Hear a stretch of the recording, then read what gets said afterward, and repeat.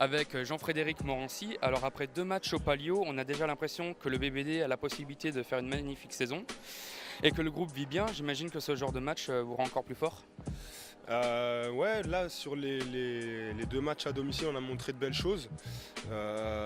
Avant le début de la saison, nous on avait conscience que quelque chose se passait dans le groupe, on vit bien, il y a une très bonne entente entre nous, on travaille bien.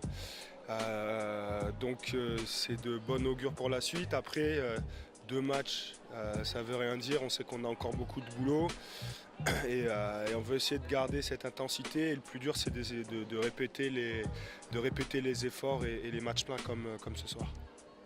Ok, merci. Alors un match qui rentrera dans l'histoire, un Palio plein, une ambiance de folie, le public en redemande.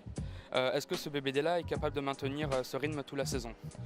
Mais ça, on ne sait pas, on n'a pas de boule de cristal, mais en tout cas, c'est un petit peu notre challenge, de physiquement pouvoir répondre présent tous les week-ends, et puis pour pouvoir s'opposer à des équipes de très haut niveau.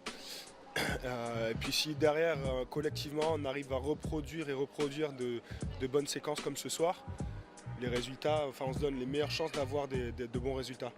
Alors match incroyable ce soir du BBD face aux gros favoris de la Jeep Elite. Alors racontez-nous quel sentiment prédomine après le coup sifflé final. Beaucoup de satisfaction, parce que c'est sûr qu'on fait un gros match ce soir face à cette équipe de Monaco qui sera l'un des cadors de la Jeep Elite, mais qui, je pense, n'est pas forcément encore très prêt sur ce genre d'armada. Et on a su en profiter. En plus, il y a 48 heures ils ont joué un match à Pau. Donc non, ce soir, nous, on fait vraiment une grosse partie, et une grosse partie défensive. Dans l'énergie, on les a totalement étouffés. C'est une équipe qui est assez marquée offensivement, et qui ce soir est en échec comme les matchs précédents, notamment dans le tir à 3 points. On a très bien fermé les espaces, contrôler le rebond et contrôler notre balle en attaque pour ne pas leur donner de jeu de relance. Donc on a fait le match et le scénario idéal. Voilà. 3 matchs en une semaine, 2 victoires à domicile, on imagine que le bilan vous paraît satisfaisant.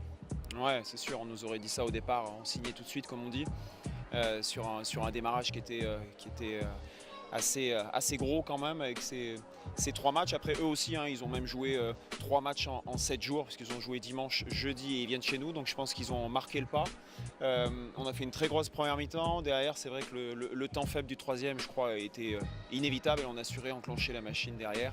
Aujourd'hui, on est dans une position qui est confortable, enfin après simplement 3 journées, donc après il faut juste ce soir et on va dire demain encore savourer d'une certaine manière et puis se remettre au travail derrière. Merci et encore félicitations pour ce match face à Monaco. Merci à vous.